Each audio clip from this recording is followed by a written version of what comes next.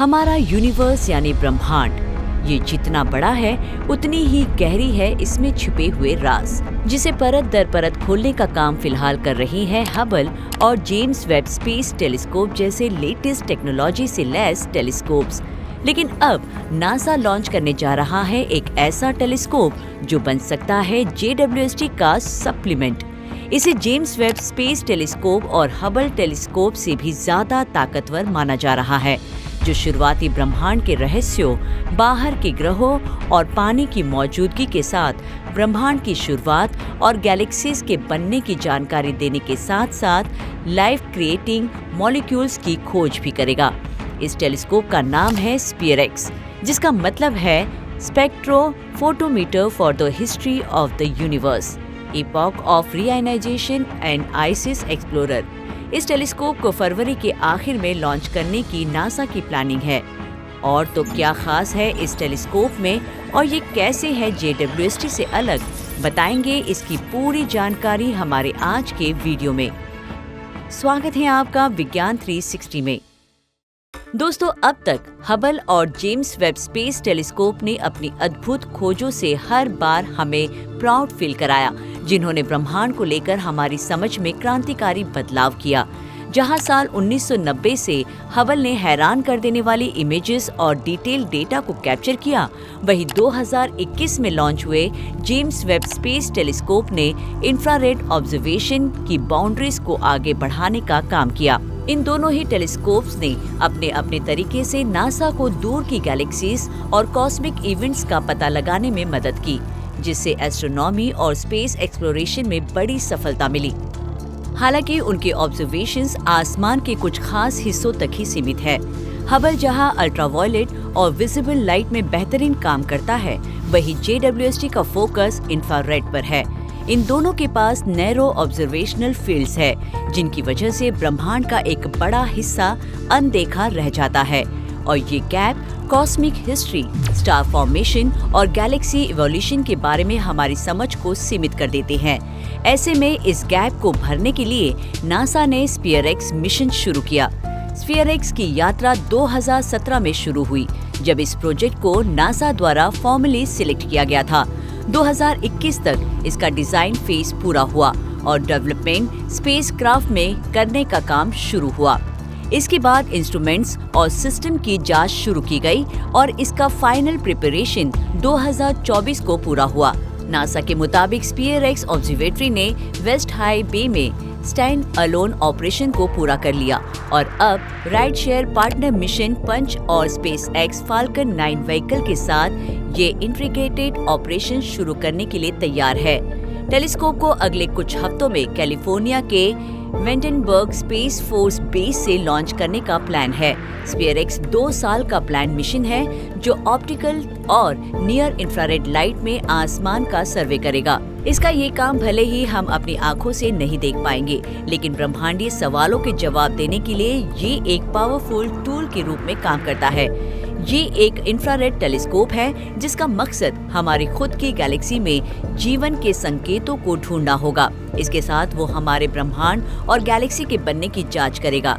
स्फीयरएक्स एक टेलीस्कोप से अलग ब्रह्मांड के बड़े स्वरूप की स्टडी करेगा। ऑब्जर्वेटरी एस्ट्रोनॉमिकल घटना इन्फ्लेशन की जानकारियां जमा करने का काम करेगा। इन्फ्लेशन बिग बैंग की घटना के शुरुआती पल को कहा जाता है। स्पेस ऑब्जर्वेटरी के रूप में स्फीयरएक्स करोड़ों गैलेक्सीज और एस्ट्रोनॉमिकल घटनाओं को मापने के लिए स्पेक्ट्रोस्कोपी नामक तकनीक का इस्तेमाल करता है। स्फीयरएक्स मूलतः एक कॉम्पैक्ट हल्का वजन वाला स्पेसक्राफ्ट है, जिसमें सनशील्ड और अपर्चर कवर की एक बार की तैनाती को छोड़कर कोई हिलता हुआ हिस्सा नहीं है। इसमें एक स्पेक्ट्रोफोटोमीटर होता है, जो आकाश से लाइट को पकड़ता है, जिसको एनालाइज करके गैलेक्सीज, तारों और दूसरी कॉस्मिक घटनाओं का मैप तैयार किया जाता है। स्फीयरएक्स जेम्स वेब स्पेस टेलीस्कोप के साथ मिलकर हमारी गैलेक्सी के ग्रहों पर जीवन के संकेतों की तलाश में उनकी मदद भी करेगा और ग्रहों की हाई रेजोल्यूशन वाली तस्वीरें हासिल करेगा। इससे वैज्ञानिकों को मिल्की वे के दूसरे ग्रहों की वायुमंडल के बादल, पानी आदि की गहराई से स्टडी करने में मदद मिलेगी। टेलीस्कोप रोजाना 600 तस्वीरें हासिल करेगा और अपने 27 महीने के मिशन में धीरे धीरे हर 6 महीने में पूरे आसमान का नक्शा बनाएगा, जिसे पूरे आसमान का 4 बार स्कैन कर वो तस्वीर बनाएगा। स्पेसक्राफ्ट को लॉन्ग टर्म ऑपरेशन के लिए डिजाइन किया गया है, जो स्पेस में स्टेबिलिटी बनाए रखने के लिए इसे ज्यादा चमकीला, डिटेक्टर्स और एक थर्मल सिस्टम से सुसज्जित यानी इक्विप्ड किया गया है। स्फीयरएक्स एक सिंपल और मजबूत डिजाइन को इम्प्लीमेंट करता है, जो स्पेक्ट्रल थ्रूपुट और एफिशिएंसी को बढ़ाता है। स्फीयरएक्स का एक प्राइमरी गोल है कॉस्मिक इन्फ्लेशन को इन्वेस्टिगेट करना, यानी ब्रह्मांड के तेज विस्तार को जानना, जो बिग बैंग के कुछ ही पलों के बाद हुआ था। हर गैलेक्सी का ऑब्जर्वेशन कर सभी गैलेक्सी से निकलने वाली कुल चमक का माप किया जाएगा, जिसमें किसी भी गैलेक्सी को नहीं छोड़ा जाएगा, चाहे वे बहुत छोटी हो, बहुत ही बिखरी हो या फिर दूसरे टेलीस्कोप के लिए बहुत ही ज्यादा दूर क्यों न हो। ब्रह्मांड के लार्ज स्केल स्ट्रक्चर की मैपिंग करके स्फीयरएक्स शोधकर्ताओं को ब्रह्मांड के विकास के बारे में अलग अलग थ्योरीज की जांच करने में मदद करेगा। स्फीयरएक्स ब्रह्मांड में सभी गैलेक्सीज की धुंधली चमक को भी मापेगा, यहाँ तक कि वे गैलेक्सीज भी जो बहुत दूर है या धुंधले हैं। इससे वैज्ञानिकों को गैलेक्सीज के बनने और उसके विकास के कलेक्टिव हिस्ट्री को समझने में मदद मिलेगी, यानी वो किसी सिंगल गैलेक्सीज पर फोकस करने के बजाय अरबों गैलेक्सीज द्वारा निकलने वाले इंफ्रारेड लाइट को एनालाइज कर उसकी क्लियर पिक्चर पेश करेगा। इसका एक और इम्पोर्टेंट मकसद होगा पानी, कार्बन डाइऑक्साइड और दूसरे खास मॉलिक्यूल्स की मौजूदगी की स्टडी करना। ये मॉलिक्यूल्स बर्फीले धूल के बादलों में पाए जाते हैं, जहां तारे और ग्रह बनते हैं। स्फीयरएक्स तारे और ग्रह बनाने के सभी फेजेस में प्रमुख बायोनिक मॉलिक्यूल्स की मात्रा और विकास के बारे में लंबे समय से चले आ रहे सवालों को हल करने में एक गेम चेंजर साबित हो सकता है। इन क्षेत्रों की मैपिंग करके स्फीयरएक्स वैज्ञानिकों को ये डिसाइड करने में मदद करेगा कि ग्रह के बनने के दौरान ये एलिमेंट्स कितने कॉमन थे। ये रिसर्च इस बारे में वैल्यूएबल जानकारी दे सकता है कि क्या ब्रह्मांड में कहीं और जीवन के लिए जरूरी कंडीशंस मौजूद हैं या नहीं। JWST और हबल स्पेस टेलीस्कोप जहां अलग अलग चीजों और गहरे अंतरिक्ष की घटनाओं पर फोकस करते हैं, वहीं स्फीयरएक्स एक अलग नजरिया अपनाता है। पूरे आसमान को कई बार स्कैन करके ये एक डेटा सेट बनाता है। स्फीयरएक्स स्पेक्ट्रोफोटोमीटर का इस्तेमाल करके पूरे आसमान को इंफ्रारेड लाइट में मैप करता है, जो कॉस्मिक हिस्ट्री, गैलेक्सी फॉर्मेशन और इपॉक ऑफ रीआयोनाइजेशन पर फोकस करता है। JWST दूर की गैलेक्सीज और ग्रहों की हाई रेजोल्यूशन इमेजिंग में माहिर है और हबल UV और विजिबल लाइट व्यूज देने में, लेकिन स्फीयरएक्स बोर्ड स्पेक्ट्रल डेटा देता है जो उनके खोज में मदद करता है। स्फीयरएक्स को पूरे आसमान को 102 अलग अलग इंफ्रारेड कलर्स में कई बार देखने के लिए डिजाइन किया गया है, जिससे ये ऐसी धुंधली लाइट का पता लगा सकता है जिसे इंसानों की आंखों से देख पाना मुमकिन नहीं।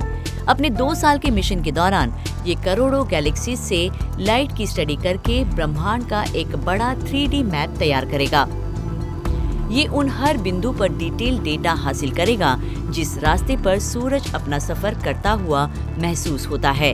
वहीं ये नॉर्थ और साउथ पोल्स के क्षेत्रों पर ज्यादा ध्यान फोकस करेगा।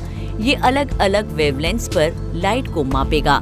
पहले के सर्वेस के मुकाबले ये ज्यादा गहराई तक जाएगा और दूर के तारों और गैलेक्सीज पर बहुत ज्यादा सेंसिटिव डेटा देने का काम करेगा। ये टेलीस्कोप हर 6 महीने में पूरे आसमान का सर्वे करेगा और इसकी सटीकता देखने के लिए वो हर पॉइंट को कम से कम 75 बार कवर करेगा। यानी स्फीयरएक्स कॉस्मिक स्ट्रक्चर्स का डिटेल कैटलॉग तैयार करेगा, जो एस्ट्रोनॉमर्स को ब्रह्मांड से जुड़े खास सवालों का जवाब देने में मदद करेगा। वाकई स्फीयरएक्स एक यूनिक स्पेस टेलीस्कोप है जो हमारे सामने ब्रह्मांड का अलग चेहरा पेश करने की ताकत रखता है। इंफ्रारेड लाइट में पूरे आसमान की मैपिंग कर ये कॉस्मोस और पृथ्वी से परे जीवन है या नहीं, इसका जवाब तलाशने में मदद करेगा। आपको क्या लगता है? अपनी राय कमेंट कर हमें जरूर बताएं। विज्ञान से जुड़ी ऐसी ही इंटरेस्टिंग खबरों को जानने के लिए हमारे चैनल विज्ञान 360 को सब्सक्राइब करें और बेल आइकन को प्रेस करना ना भूलें।